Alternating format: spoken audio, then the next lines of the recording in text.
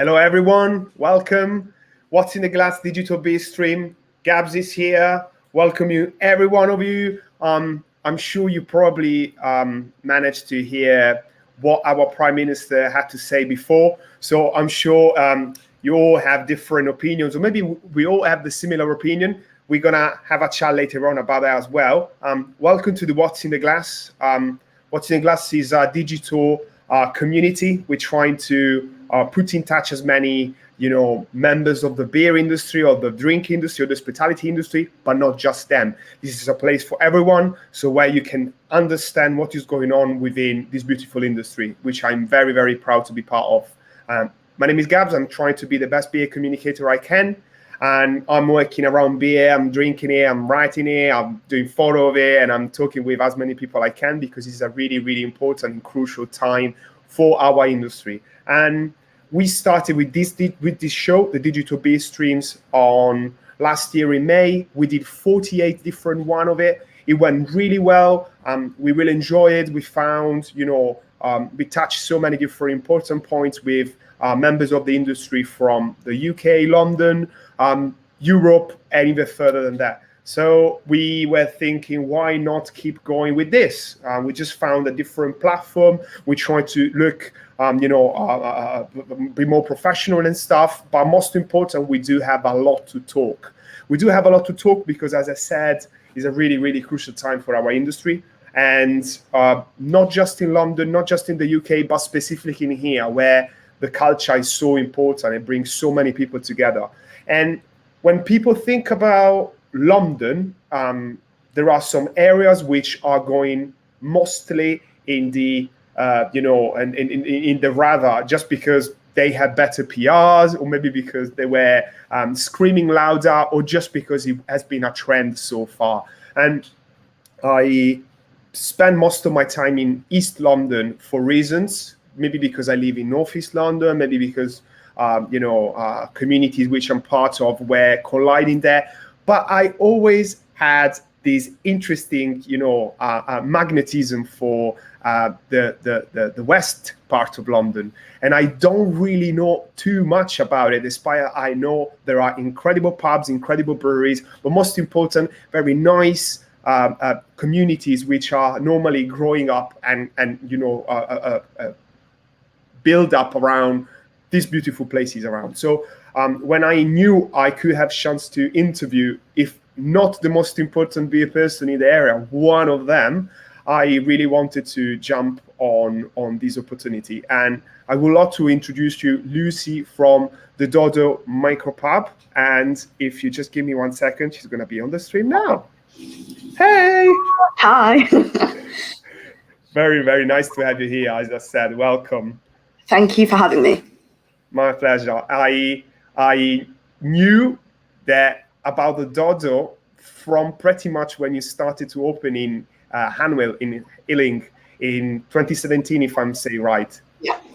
Because there were these funny kind of research that we were doing between the beer community, and not just the beer community in East London and North London, about let's find incredible good reasons to sometimes travel a bit more and see what's going on in the west part of the city. And the Dodo was on top of the list all the time. Yay! There's not a lot in West London. We're not quite like East London, and we don't have that same vibe. But yeah, we're getting there. We're getting there slowly. Hey, again, it's been incredible to see.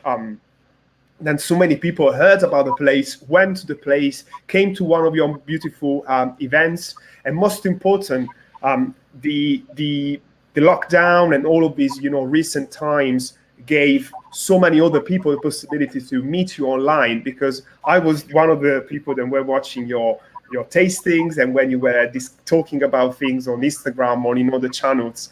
So you're doing well. Thank you. I have to keep myself company somehow when I'm spending 8 hours by myself in my pub with no one else around. Well, again, first of all, I'm normally doing, the cheers with the guest. I'm gonna drink a Burning Sky Rise, very nice, which I really need, for go through this very, very unusual day. And may I ask you what you're gonna drink as well? So I have got Elusive Brewing Oregon Trail. Oh, there's the camera. Which is West Coast IPA, 5.8%. Again, a little bit stronger, but yeah, it's an unusual day. We've got Boris on after us, so why the hell not? I absolutely agree with you. And again, I choose to go for a lemony pale from these lovely guys because I think I'm gonna have a couple of beers this evening, chatting with other people in the industry. So I thought, yeah, 4.4 is gonna be fine. So, cheers. Cheers.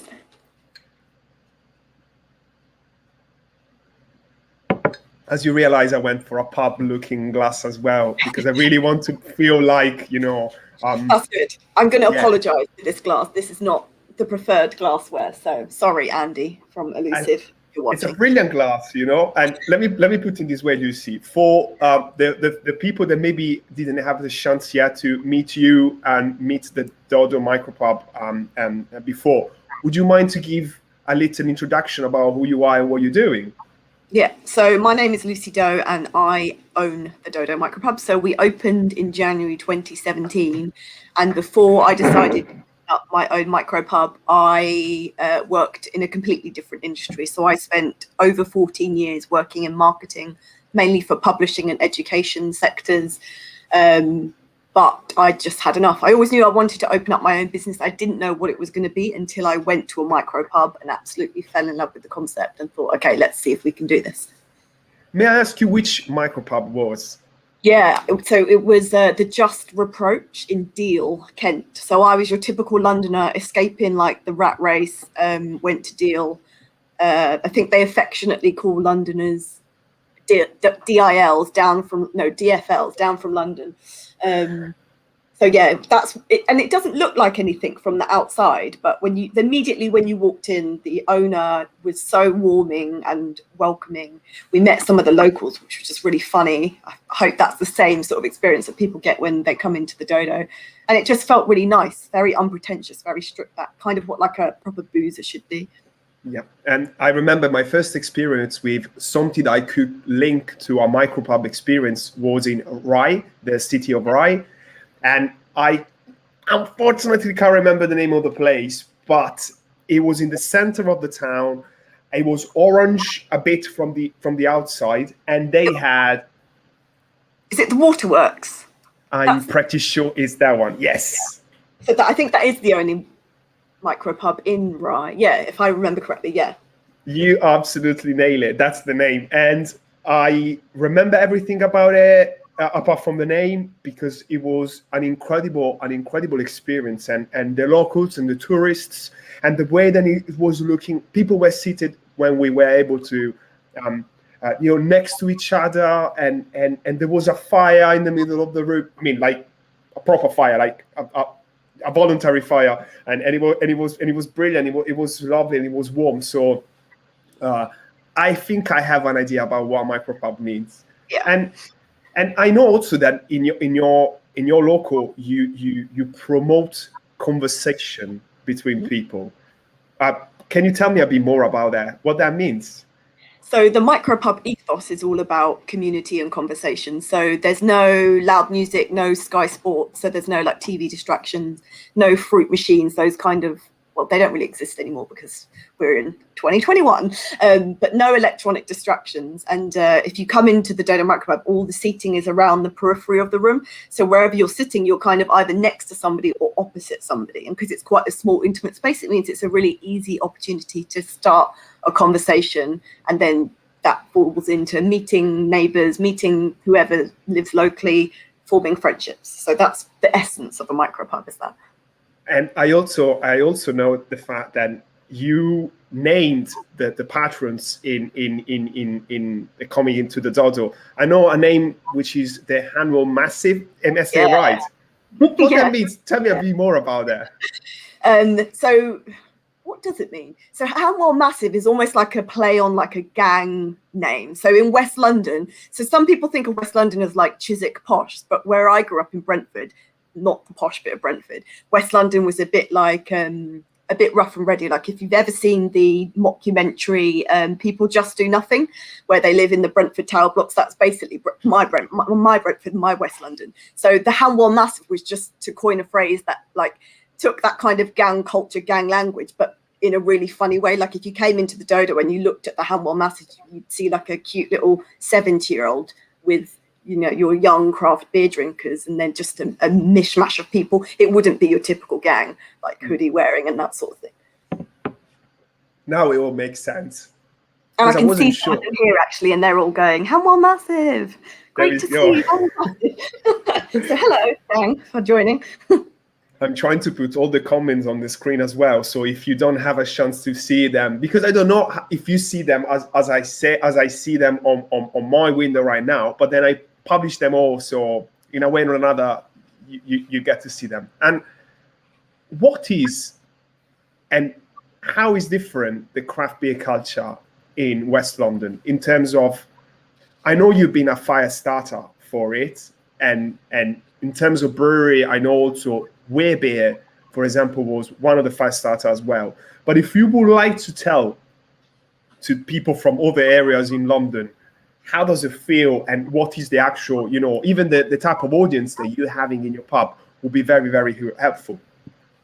I would say the West London beer scene is more, definitely from my perspective, more about the people rather than the product.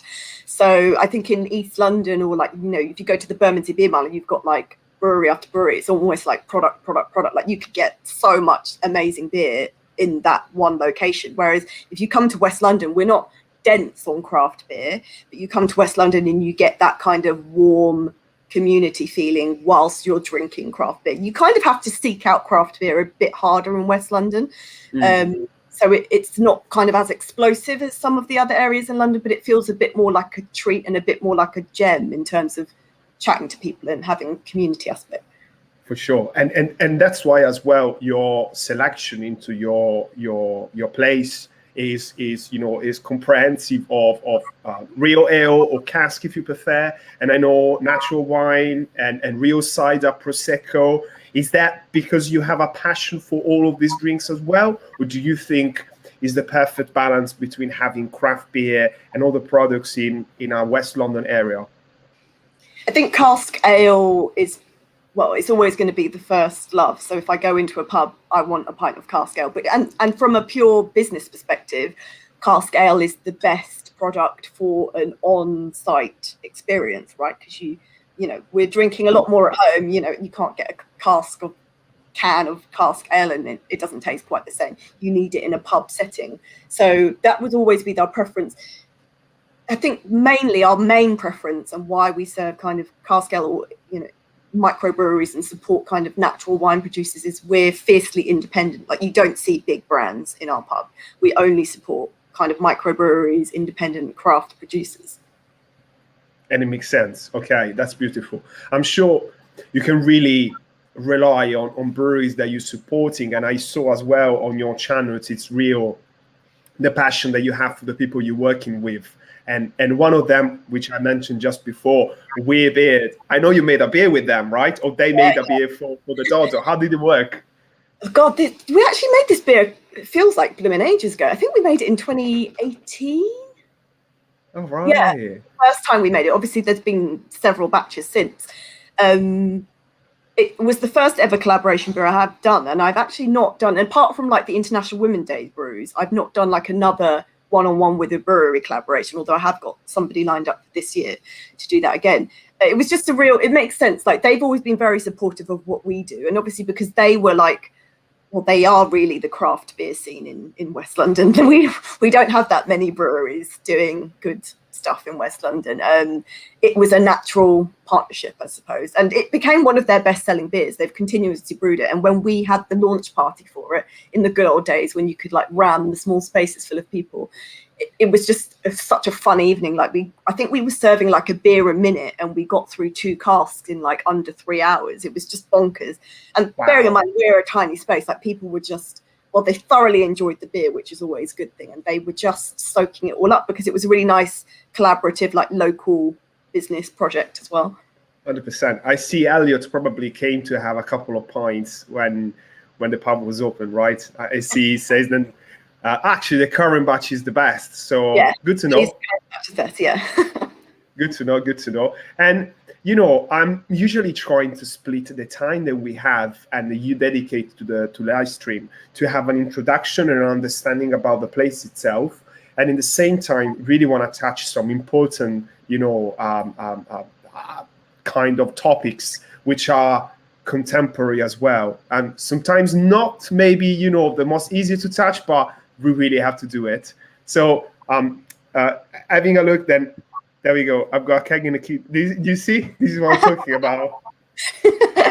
People love the beer. And everyone round to Elliot's when we can. Well, the keg will be gone by then, I can assure you that. well, let me put it this way, Lucy.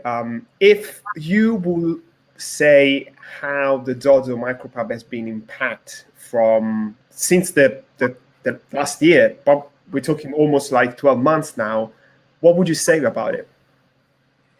Oh, it's probably easy to say how it hasn't been impacted by the last year, because it feels like it's been a huge impact. Financially, obviously, obliterated any chance of making money, quite frankly. You know, our grants that we have received, when we eventually receive grants, they go to paying rent and kind of our bills and kind of the essentials. When we came back and it was kind of the tier model, you know, we were heavily restricted. So normally you can get 30 people into our micro space, and then it went down to 18. And obviously you don't have to be a business person to understand that 18 people in your pub is not, A, it's not good for atmosphere in general. It's quite soul destroying. And B, it's not good from a business perspective. So yeah, this whole year, this whole next year in reality is tough. It's not, it's not incredibly enjoyable at the moment being a publican. I totally understand that, and you know, we've been in touch with many different people, both from the live streams, from Turning the Tide, which is a show that is coming out hopefully very, very soon. And there is a word which is making really sense right now, which is adaptation, forced adaptation. And if you would say how the Dodo had to adapt, what would you say? I know you did some great stuff in these previous months, right? Yeah, we did a lot last year, a lot. So we're currently closed because we got broken into in January. And as a result, we've had to board up the whole of the front of the Dodo. So we look terrible at the moment, guys. So I apologize for everybody who's walking past it. But yeah, last year we threw everything we could into survival mode. So we started obviously with the takeaway and delivery. So we offered free local delivery to the kind of immediate area and a little bit out. So that was just cask ale away, which was great because it gave people that cask ale experience at home. And then also we curated kind of beer boxes as well. So we put together themed boxes to sell on our website as well. And then from there, we kind of did merchandise, and we launched the first Sunday of every month used to be free cheese board Sunday down the Dodo. So you'd come in, you'd help yourself to cheese, you'd drink through the beer menu. It would be just like the best Sunday ever. So then we launched fake cheese board Sunday, which was basically 3 cheeses working with a local cheese shop and 3 beers paired, and then I jump online, do the kind of tutored beer and cheese pairing, and then you all enjoy it at home. What else did we do? Launched our own gin in June, which was crazy. It's something that I never expected to do in a million years, but needs must and all that, you know. And it went incredibly well. We sold out of our first batch of 66 bottles in an hour and 1 minute. Lovely. And I seriously thought that those bottles would last me the whole summer, and they didn't, which was quite funny. And then we've continued to keep distilling like other batches. So in total last year we sold like over 400 bottles of gin, which for a tiny little pub which is known for its beer is a bit weird, but there we go. That's how we twisted and turned. We did loads more events adapted for COVID times. So what we did, we actually put a booking system in place, which kind of goes against everything we really want to stand for. We like people dropping in and just pulling up a seat and enjoying themselves, but we had to do booking systems to make sure we got the flow of people in. So sure, we could adapt our events. We had dark beer and donuts in August, because apparently no one drinks dark beer in the summer apart from everybody in Hanwell. We did waffle, beer and waffle pairing with Mad Yank Brewery, who were in Pinner. That was a good night. I accidentally started doing online beer tastings for the corporate world. So a few of the guys that drink in the Dodo, they were like, can you do this? We have to entertain our clients. And I was like, great, start that. And then the big thing we did in September, we had the opportunity to pop up in a manor. It's called Pitshanger Manor. So a huge, beautiful house that used to be owned by John Soane. And next to that is a massive restaurant. So we went from a capacity of 18, to adopting a restaurant space with 140 covers plus an outside garden. We brought Weird Beard with us. We brought some chefs along, and we had 2 long weekends there. And that was just, it was brilliant, but mental. And then we kept on doing other pairings at home as well. So we did pie and stout pairings in the winter, launched like a cocktail box for Christmas. We just had to keep adapting at every single given turn, because the reality of last year is that when things started to look a bit okay, then they just took a massive U-turn again, and you're like, oh shit, this is this is not going the way that we want it to go at all. Well, let me put it this way, considering as well what our Prime Minister mentioned today for the hospitality industry and to the rest of our life, is it possible, in your opinion, for the Dodo, but also for the pubs of your size in different area, slightly bigger, wherever you want, especially for the independents right now, possible to make any plans, really? How do you see it? I have made plans. Whether we can do them or not is another thing. Like, it's important to still plan ahead and be ready to go when we're allowed to go. The reality is, this is really sad, especially on today, because obviously everything's so raw, is I don't understand how a lot of businesses are going to survive this year. Because if we've all spent 2020 tackling the brutality of what 2020 was, and now we have to face the reality that 2021 is exactly the same, I'm in a fortunate position that the community are really strong and they do support what we do. And, you know, my rent is currently slightly reduced, but is already at a reasonable rate. Normal bog standard pubs, their grants are not touching the sides with their rents and their overheads. So I really don't understand how a lot of the industry is going to survive this. And that's sad. That's bad.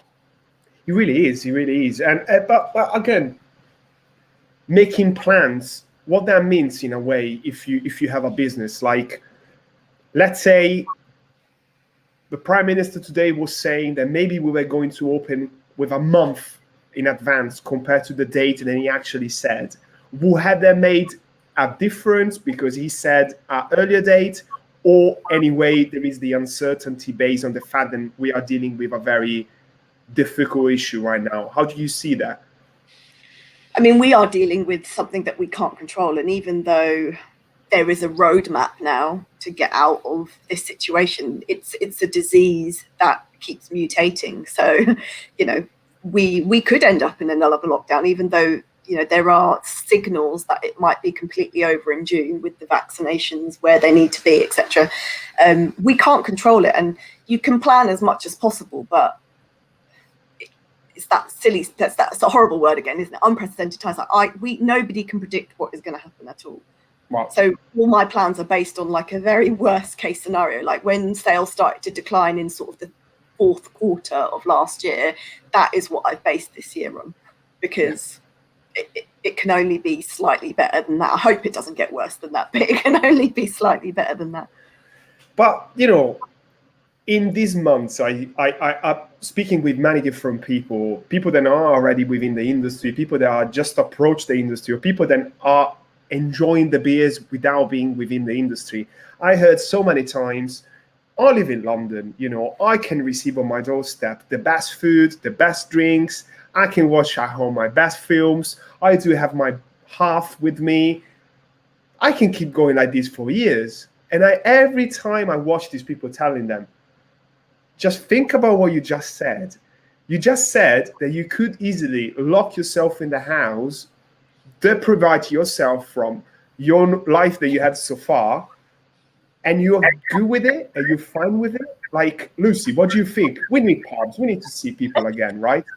I think, I mean, I don't know anybody who could happily do that. I mean, yeah, we are getting, you know, amazing food delivered at home, but I cannot wait to go out to a restaurant and not have to do the washing up and eat amazing food that has been cooked by a fully trained professional chef. And from my perspective, it's lonely, isn't it? Like, I don't understand. People can't be happy sitting in on their own unless they've got agoraphobia or social anxiety issues. But I fully believe human connection is so important. And I think this whole situation has shown just how important human connection is to mental health, to the general well-being of people.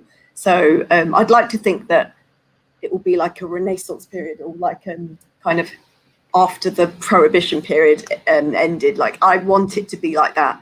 Like, I can't wait to be able to hug somebody again without thinking it's a bit illegal, or to pack the pub in and have it like vibrant and people like laughing and enjoying themselves in the ways that they should be.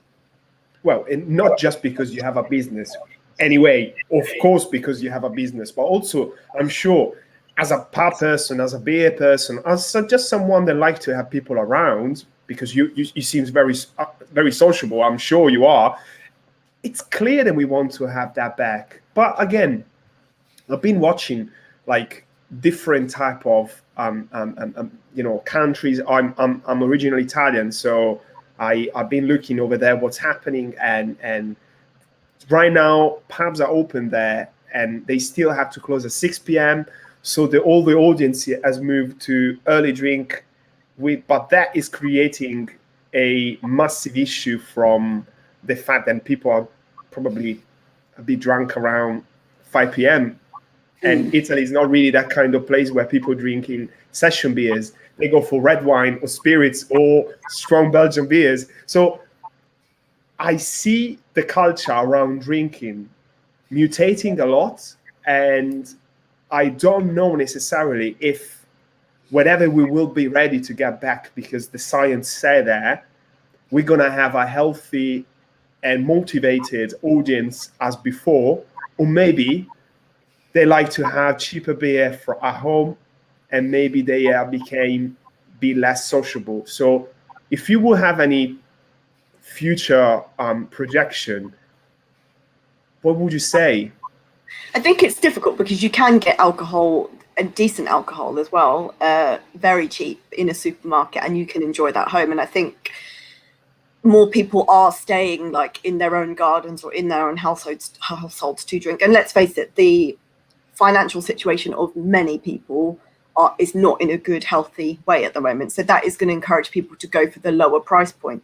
But I guess that's where pubs, especially like businesses like mine, which focus on like the flavor profile and the kind of provenance and the exciting sort of process behind an independently brewed, amazing beer comes into play. Like, you won't get that experience anywhere else, and you won't get the human experience. You won't get the chatting to your neighbors. You won't get that part of it. Like, that's the bit that you'll miss if you just decide to go, oh, well, price point wise, I'll just get cheap beer and sit at home and not bother. So I think it's the experience that's going to push people back into hospitality, hopefully. And do you see somehow the presence of digital platforms, as much as the one that we are using right now to have this conversation today, staying and maybe being used as an extra tool for the industry itself to try to strengthen itself? Or do you see all of these that we're doing right now living forever gradually going up forever to come back to what was before? How do you see this? I don't think we'll lose kind of the digital like catch-ups and stuff completely. I think they play an important role in bringing people together much more easily. But I do think that people are getting a little bit tired of online meetings, like Zoom fatigue, that's real now. When people are like, oh, should we Zoom? Everybody's like, I just want to go and see somebody in person. And although you might not be able to like touch them, like, tactfully, like you would want to, you can't beat that. You really can't beat it. So yeah, it's still important. But for me, face-to-face human conversation is always going to be the best way, always. And because you've been super successful, you won awards, you have a community attached to your place. We do have 23 people watching it just now, and God knows how many we had before and how many we are going to have until the end of the show. Comments, people really, happy to see you here right now. You seems to me a person who could give not the advice, but maybe some good advices to people that really need to understand how to retain the love from their community and potentially keep going with it in the time being. Would you say anything to these places in terms of advices? That's hard. That's putting a lot of pressure. Hey, again. I've always tried to be positive and to stay hopeful of the day. Like I always, when I'm having a bad day, and let's face it, guys, there's many bad days. Like this is not a nice situation to be dealing with.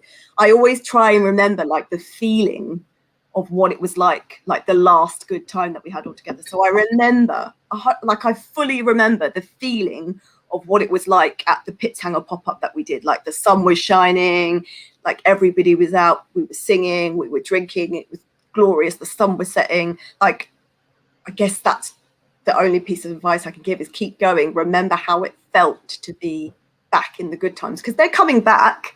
They might just not be back this year, sadly, is the reality. Wow. Well, again, I love the fact that you mentioned some keywords as much as I do: community, positivity, being positive.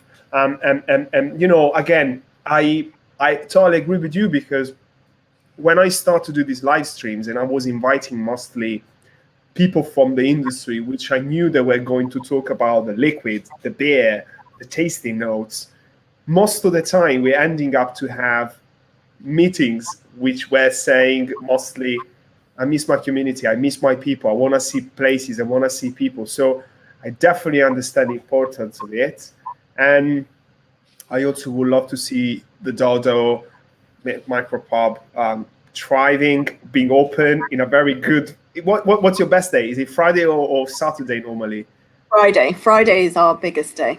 Hey, Friday, no bookings, just come in early time, having some nice pints, speaking with you, and get to know the Hanwell Massive, because I think like that'd be an interesting experience and exportable, maybe in different areas of London as well, Yeah, definitely. It could work, in many pockets of London.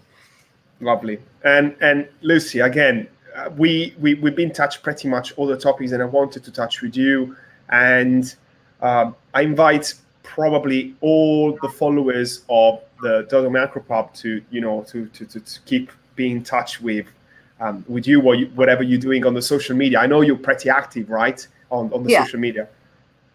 I like just talking to the camera. It feels like I've got friends instead of just me and my dogs alone. Hey, I speak with that lamp, so I'm not in a good place, really. I'm telling you. But you do have a lot of people that love what you're doing, and we do have a lot of nasty comments in here, and spread that one. one of the best, definitely so far. And Lucy, I thank you a lot for being here with me today. It's been lovely. Thank you for having me. And I hope everyone, again, that want to do something, just support your local community, see what's going on in your area. Again, if you want to have a look about what we're doing, Returning the Tide, there is a crowdfunding page. Is in the last days. We do have 4 or 5 days more of the campaign itself. We do have a lot of prizes as well: London Craft Beer Festival tickets, and then some beers from breweries and other things. So whoever want to check it out, Returning the Tide crowdfunding campaign. Lucy, thank you very much again. Good again. I'll see you very soon at the Dodo. Yeah, thank you so much. And the Hanwell Massive will be back soon. Fingers crossed. Bye, Hanwell Massive. Take care, guys. All the best. See you.